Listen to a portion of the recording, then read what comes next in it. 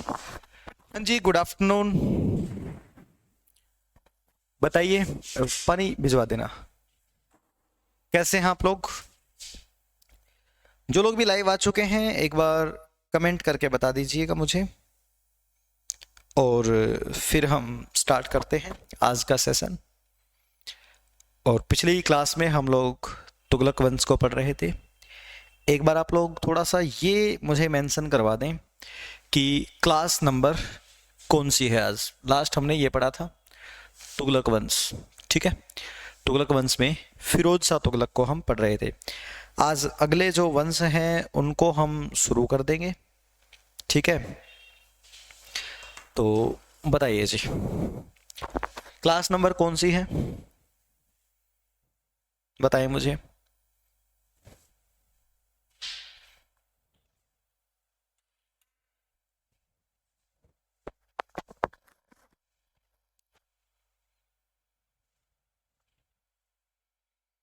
आशा, पूजू, आशा, राहुल, जो लोग भी हैं आओ फटाफट बताओ। देखिए जी, तुगलक वंश में फिरोज शाह तुगलक के मरने के बाद इस वंश का आखिरी शासक बना था, आखिरी सुल्तान बना था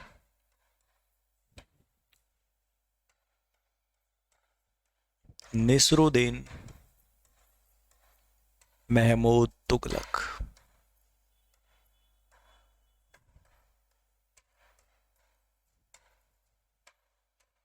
ये 1394 में गद्दी पर बैठ पाया और 1412 तक रहेगा, जबकि फिरोज शाह तुगलक की डेथ हो गई थी 1398 में, 88 में।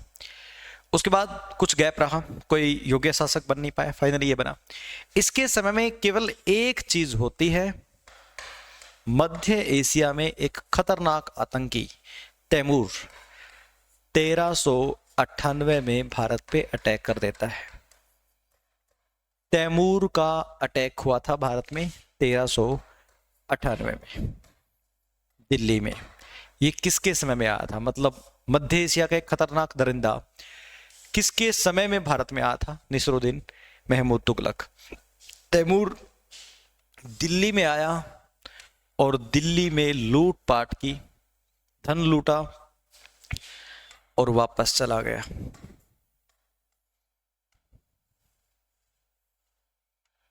तो ये तैमूर का हमला पूछा जाता है, कब हुआ था? 1398 में। तैमूर वापस चला गया अपने एक सेनापति खिज्र खां को छोड़कर, भारत में छोड़कर, अपने एक सेनापति को छोड़कर भारत में चला गया जी ये वापस। खिज्र खां यहां पे रहा। जब निस्रुद्दीन महमूद तुगलक की 1412 में मृत्यु हुई तो 2 साल बाद खिज्र खां ही नया वंश शुरू कर देता है। तैमूर का सेनापति नया वंश शुरू कर देता है, जबकि तुगलक वंश के अंतिम शासक की डेथ 1412 में हो गई थी।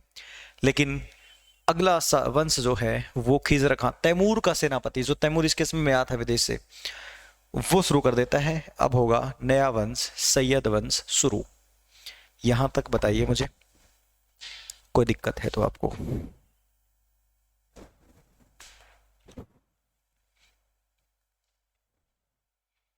बताइए जी आप लोग।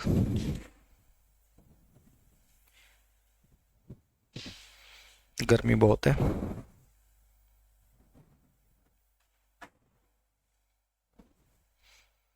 बताएं जी।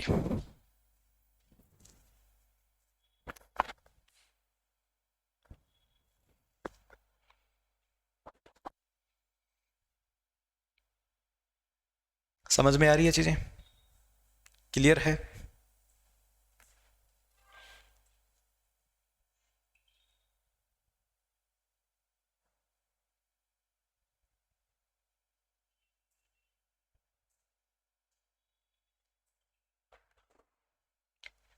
क्लियर है ना? अब जो खिज्र खां है यही एक नया वंश शुरू करता है। देखिए जी, अब हम पढ़ते हैं नए वंश को, दिल्ली सल्तनत का चौथा वंश, सैयद वंश। हालांकि क्लास में सद्दा ये लिख रखा होगा, लेकिन ये सैयद वंश है, इसको करेक्शन कर लेना बाद में आप लोग। सैयद वंश 1414 से लेके 1451 तक चला था जी। ये दिल्ली सल्तनत का एक ऐसा वंश है जो कि सिया मुसलमानों का था। सिया मुसलमान थे ये लोग। भारत में पहली बार सिया मुसलमानों ने भी राज किया सैयद वंश के तहत। सैयद वंश की स्थापना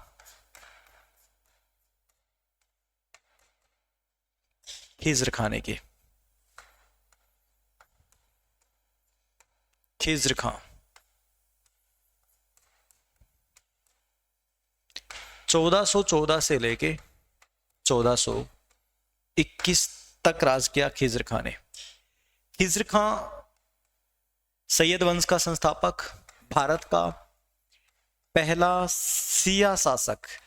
सिया मुसलमानों ने पहली बार राज किया है जी। पहला सिया शासक खिज्र खां हुआ। खिज्र खां एक उपाधि धारण करता है रैयत ए आला की। खिज्र खां ने रैयत ए आला की उपाधि धारण की थी। अपने आप को रैयत ए आला कहा था खिज्र खां ने। खिज्र खां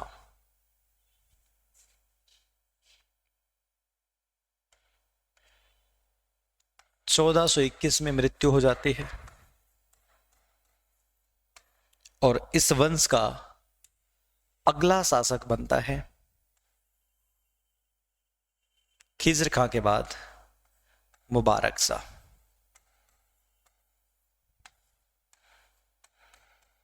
मुबारक शाह 1421 से लेके 1434 तक राज करता है।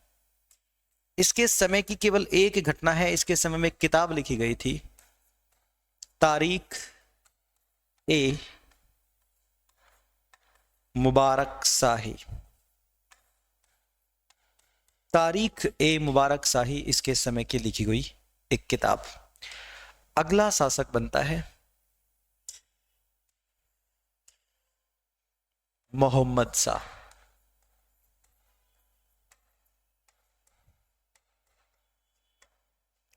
1434 से लेके 1444 तक राज करेगा मोहम्मद शाह। मोहम्मद शाह उस समय के लाहौर के राजा को, इसके समय में लाहौर में एक सुन्नी मुसलमान आ चुका था जिसका नाम था बहलोल। अफगान मुसलमान था ये। बहलोल को खान ए खाना की उपाधि दी इसके समय में। यानी कि ये सैयद वंश के जो लोग हैं ना, बड़े नाम मात्र के वंश था चला था ये। मोहम्मद शाह तो इतना घबरा गया था कि इसने बहलोल लोदी को खाने खाना कहा, अपने बेटे जैसा कहा कि वो अटैक ना कर दे दिल्ली पे। लाहौर में आ चुका था वो लोग। इसका भी टाइम निकल गया कैसे भी करके और आखिरी शासक बना आलम शाह।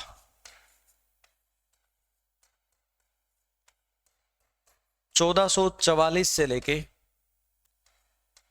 1451 तक, 1444 से लेके 1451 तक रहा आलम शाह। आलम शाह बहलोल के डर से, इसको बहलोल का इतना डर था, दिल्ली छोड़कर भाग गया।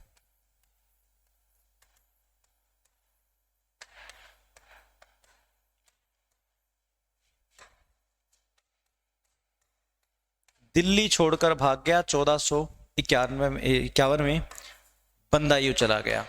बंदायूं यूपी का एक डिस्ट्रिक्ट है, वहां चला गया जी। आलम शाह तो इतना डर गया कि दिल्ली छोड़ के भाग गया और लाहौर से आकर के बहलोल लोदी ने दिल्ली पे राज कर लिया। बड़े आराम से सैयद वंश समाप्त और एक नया वंश शुरू हो गया, लोदी वंश। अब हम पढ़ेंगे लोदी वंश को। बताइए मुझे, कीजिए इसको यहां तक नोट।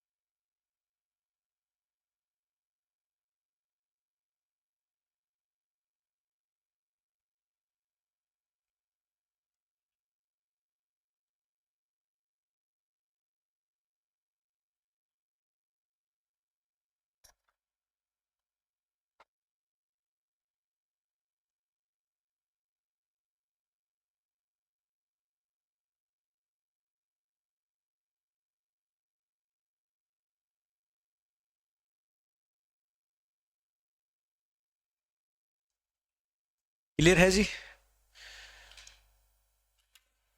करो करो। सबसे पहले खिज्र खां, मुबारक शाह, मोहम्मद शाह, आलम शाह। खिज्र खां एक सिया मुसलमान, पहला सिया मुसलमान, रैयत आला की उपाधि धारण की। इसके बाद अगला शासक मुबारक शाह, इसके समय में तारीख है मुबारक शाही लिखी गई। मोहम्मद शाह लाहौर के राजा को बहलोल लोदी को इसने खाने खाना की उपाधि दी थी। अगला शासक आलम शाह बहलोल लोदी के डर से दिल्ली छोड़ के भाग गया। बताइए। क्लियर?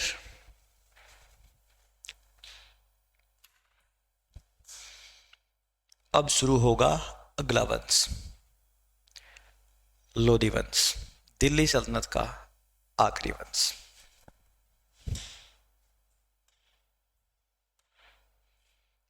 पांचवा वंश है जी लोदी वंश।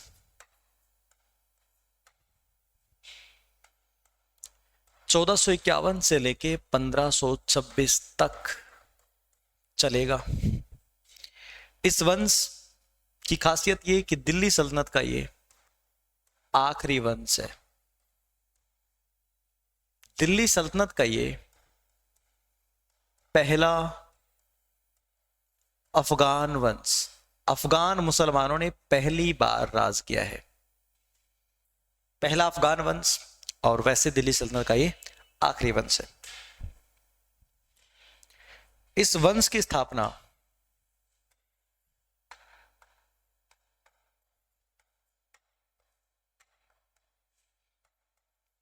बहलोल लोदी ने की। बहलोल लोदी 1451 से लेके 1500 सॉरी 1451 से लेके 1488 तक बहलोल लोदी लोदी वंश का संस्थापक और भारत के इतिहास का पहला अफगान शासक, पहला अफगान शासक भारत के इतिहास का, जिसे मिल चुकी है उपाधि खान ए खाना की, जिसे खान ए खाना की उपाधि मिल चुकी है। यह उपाधि पिछले वंश के राजा मोहम्मद शाह ने इसको दी थी, तीसरे राजा ने। बहलोल लोदी इतना पोलाइट था कि प्रजा के साथ बैठता था हमेशा।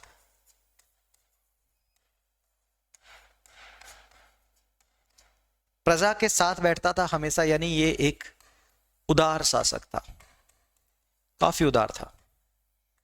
बहलोल लोदी ने अपने ही नाम से सिक्के जारी कर दिए थे, बहलोल कॉइन्स। अपने नाम से सिक्के जारी करने वाला राजा था बहलोल लोदी, जिसकी 1488 में हो जाती है मृत्यु। अगला शासक इसका बेटा। यहां तक करो नोट। बताइए जी।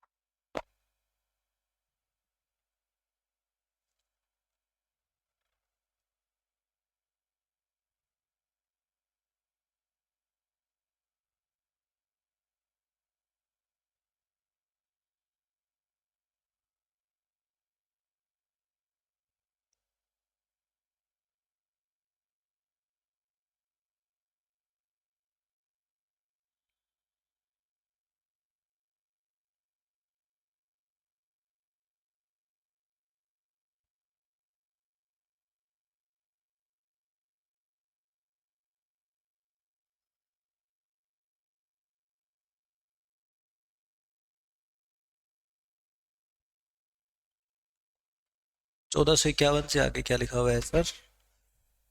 88, 1488।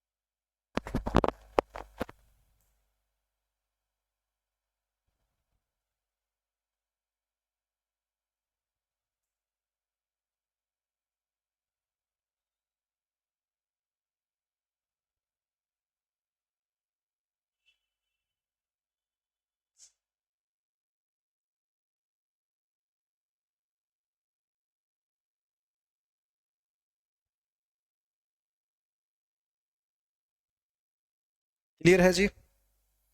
जी नमस्ते पलक। फाइन।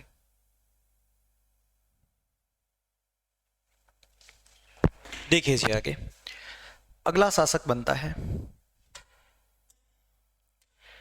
सिकंदर लोदी। जैसा नाम वैसा ही राजा था, सिकंदर लोदी। 1488 से लेके 1517 तक राज किया था सिकंदर लोदी ने।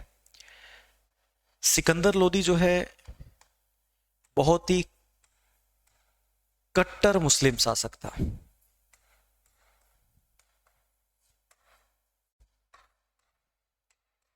बहुत ही कट्टर मुस्लिम शासक था सिकंदर लोदी।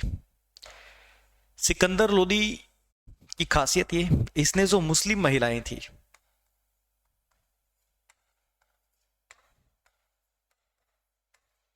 मुस्लिम महिलाओं का पीर पर जाना प्रतिबंध कर दिया था। बैन लगा दिया था, मुस्लिम महिलाएं पीर पे नहीं जाएंगी। सिकंदर लोदी ने गज ए सिकंदरी, गज ए सिकंदरी नामक एक मापक, जमीन को मापक, जमीन को मापने के लिए इसकी स्थापना की। सिकंदरी गज, जमीन को जो गज में मापते हैं हम लोग। सिकंदर लोदी के पास एक कलम हुआ करती थी गुलरुखी, गुलरुखी नाम की कलम हुआ करती थी, और इसी कलम से सिकंदर लोदी कविताएं लिखता था, और इसकी कविताओं का नाम भी गुलरुखी होता था। गुलरुखी कविताएं लिखता था सिकंदर लोदी। सिकंदर लोदी को सुंदर दिखने का इतना शौक था कि अपनी सुंदरता के लिए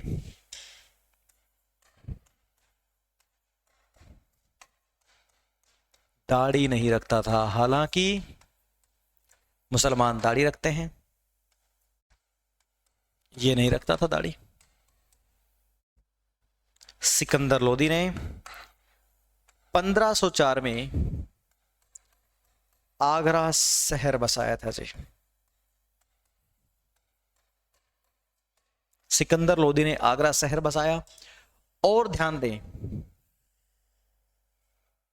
जकात एक टैक्स हुआ करता था जो कि किसने लगाया था? फिरोज शाह तुगलक ने। मुझे बताइए जकात एक कैसा टैक्स था? मुसलमानों पे लगने वाला टैक्स। इसने जकात कर हटा दिया था, जकात टैक्स को भी हटा दिया था सिकंदर लोदी ने।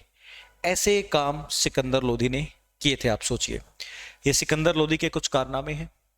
कट्टर मुसलमान था, मुस्लिम महिलाओं को पीर पे जाना बैन कर दिया इसने, गज सिकंदरी लागू कर दी, गुरु के नाम की कलम होती थी, सुंदरता के लिए दाढ़ी भी नहीं रखता था, 1504 में आगरा शहर की स्थापना की, और जो जकात नाम का एक टैक्स था वो भी सिकंदर लोदी ने हटाया। अब मुझे बताइए कि किसने लगाया था ये टैक्स? जकात जो टैक्स है किसने लगाया था? क्या आपको याद है? जकात लगाया था फिरोज शाह तुगलक ने,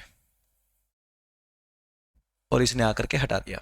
और एक खास बात और, जो गरीब लोग होते हैं ना, उनके लिए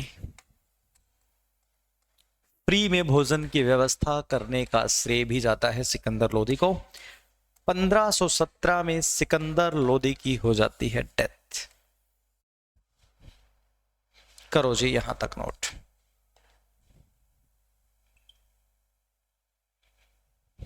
कीजिएगा नोट।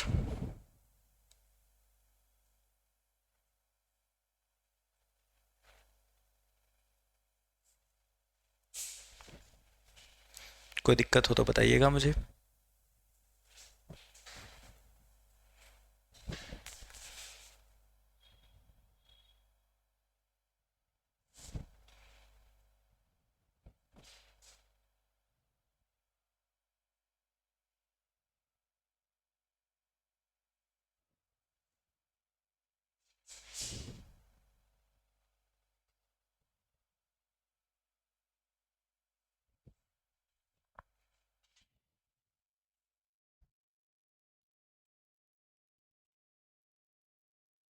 क्लियर?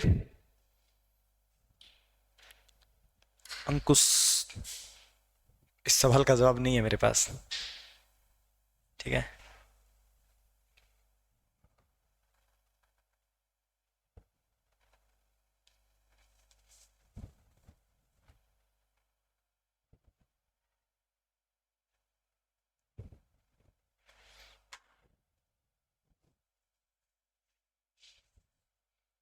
जक़ात फिरोज शाह तुगलक ने लगाया था, करवा चुका हूं जक़ात। खैरात, जजिया, खुम्स और हक़ सर, 5 टैक्स लगाए थे। देखते हैं अंकुश जी, अभी कुछ नहीं कह सकते, बहुत टाइम है अभी।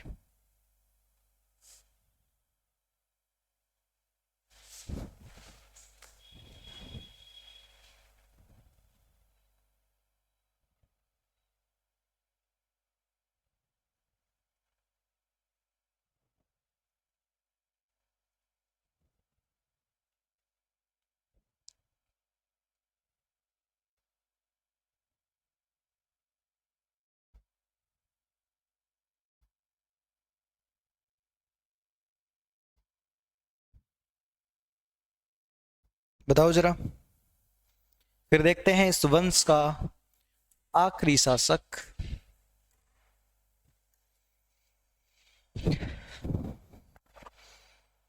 इब्राहिम लोदी।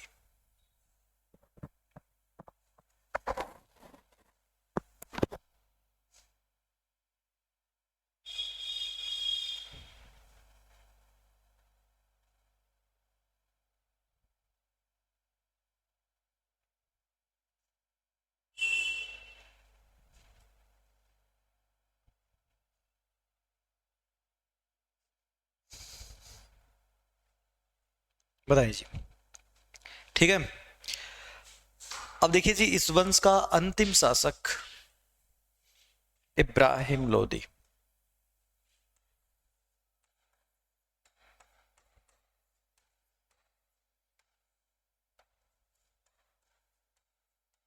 इब्राहिम लोदी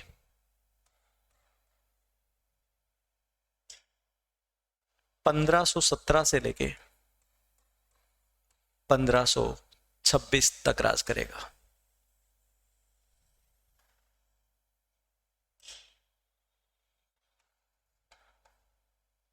ये दिल्ली सल्तनत का आखिरी सुल्तान है।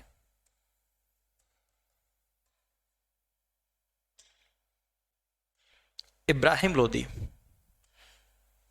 जब दिल्ली सल्तनत पे राज कर रहा था तो उस समय मेवाड़ मेवाड़ का राजा था राणा सांगा। बहुत पावरफुल शासक था। और उस समय पंजाब का राजा था दौलत खां लोदी। और यहां है इब्राहिम लोदी। इब्राहिम लोदी को बड़ी दिक्कत थी कि ये उभरते हुए सितारे जो है इनको रोक लिया जाए। इब्राहिम लोदी के पास 1 लाख की फौज थी। राणा सांगा बहुत खतरनाक थे। दूसरा नाम है संग्राम सिंह। इब्राहिम लोदी ने एक बार अपनी सेना भेज दी राणा सांगा के खिलाफ कि भाई रोकना पड़ेगा हिंदुओं को। ये राणा सांगा ही संग्राम सिंह है। तब 1517 और 18 के बीच एक युद्ध हुआ था, खातौली का युद्ध। खातौली का युद्ध हुआ था। इस युद्ध में एक तरफ राणा और सामने है इब्राहिम लोदी। क्योंकि ये युद्ध मेवाड़ के एरिया में हुआ था, राणा सांगा ने बुरे तरीके से हराया था इब्राहिम लोदी को, बुरा हाल कर दिया था। इब्राहिम लोदी डर के मारे भागता हुआ पहुंचा दिल्ली। एक बार राणा सांगा के एरिया में जाते हुए ये हार चुका था। अब राणा सांगा और दौलत खां लोदी दोनों मिलकर के किसी थर्ड पर्सन को इनवाइट करते हैं इब्राहिम लोदी के खिलाफ। राणा सांगा हार तो गए, सॉरी जीत तो गए, लेकिन ये दिल्ली जाकर के उसको नहीं हरा सकते थे। उसके पास सेना ज्यादा थी। राणा सांगा के पास 35,000 थे। वो अपनी कुछ फौज लेकर के एक्सपेरिमेंट करने आया था, हार गया। ठीक है, अब राणा सांगा और दौलत खां लोदी ने इनवाइट किया बाहर से किसी थर्ड पर्सन को। थर्ड पर्सन आएगा और इसको मार देगा। इसके मरने के साथ ही दिल्ली सल्तनत, लोधी वंश सब खत्म हो जाएगा। 320 साल का ये एम्पायर जो 1206 में शुरू हुआ था, 1526 तक ये चलता आया, और इस एम्पायर का ये है आखिरी शासक। अब इसको मारेगा कौन, वो सब भी होगा। एक बार आप लोग यहां तक का नोट कर लीजिएगा। कोई दिक्कत है तो मुझे बताइए। जैसा आपका टॉपिक बताया गया था वो टॉपिक आपका कंप्लीट हुआ। उसके बाद देखते हैं आगे, एक बार चलिए यहां तक।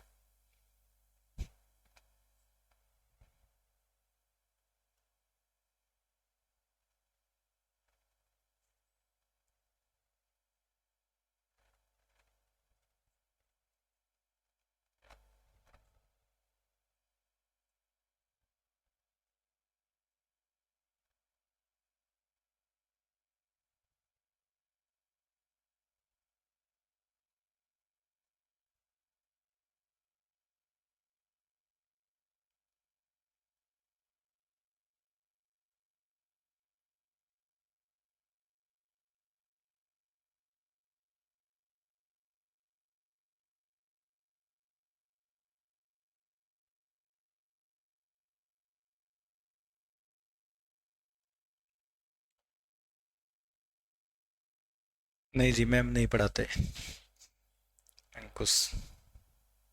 हाँ प्रियंका जी, देखिए, इब्राहिम लोदी का कजन था दौलत खां लोदी, पंजाब का राजा बन चुका था। मेवाड़ में था राणा सांगा। राणा सांगा के साथ संघर्ष करने की कोशिश की इब्राहिम लोदी ने, जिसके पास 1 लाख सैनिक थे इब्राहिम लोदी के पास, और राणा सांगा के पास 35,000 सैनिक थे। फिर भी राणा सांगा ने इसको खातौली के युद्ध में हरा दिया था। एक बार इब्राहिम लोदी राणा सांगा से हार चुका था।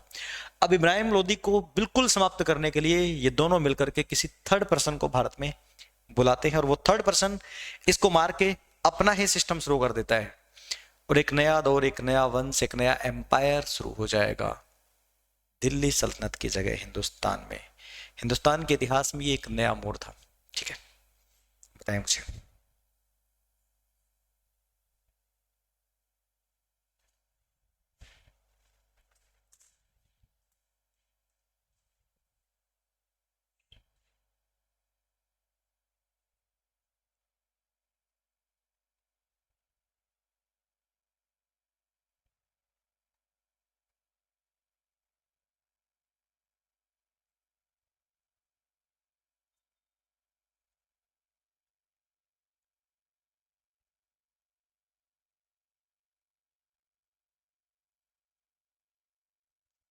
क्लियर है जी? Any problem?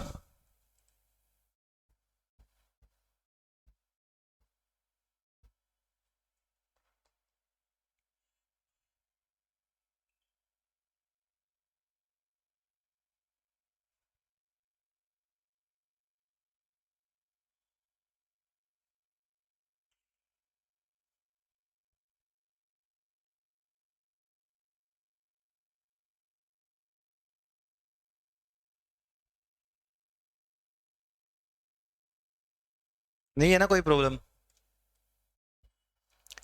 तो भाई जैसा आपका चैप्टर मेंशन किया गया था वो चैप्टर आपका पूरा हुआ। अगला वंश अगले राजा के साथ होगा, वो हम अगली क्लास में पढ़ेंगे। आज के लिए इतना ही काफ़ी है। क्लास भले ही छोटी हो लेकिन आपका टॉपिक पूरा हुआ। उसके बाद एक नया दौर, नए लोग आएंगे, इब्राहिम लोदी को मारेंगे और खुद राज करना शुरू कर देंगे। उनको बुलाने वाला कौन है? राणा सांगा और दौलत खां लोदी। मुझे बताओ, क्या आप सहमत हैं? बताइए।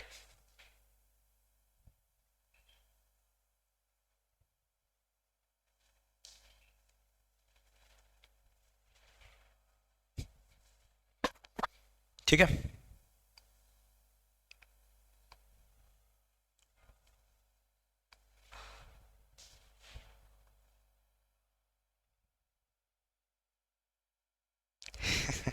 ठीक बात है अंकुश।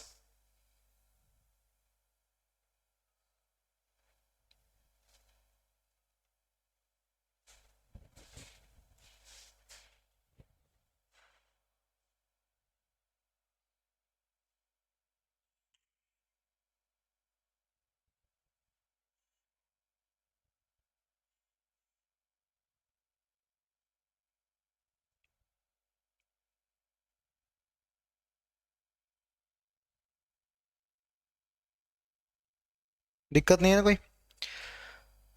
तो चलिए फिर, थैंक यू, मिलते हैं अगली क्लास में, बाय बाय।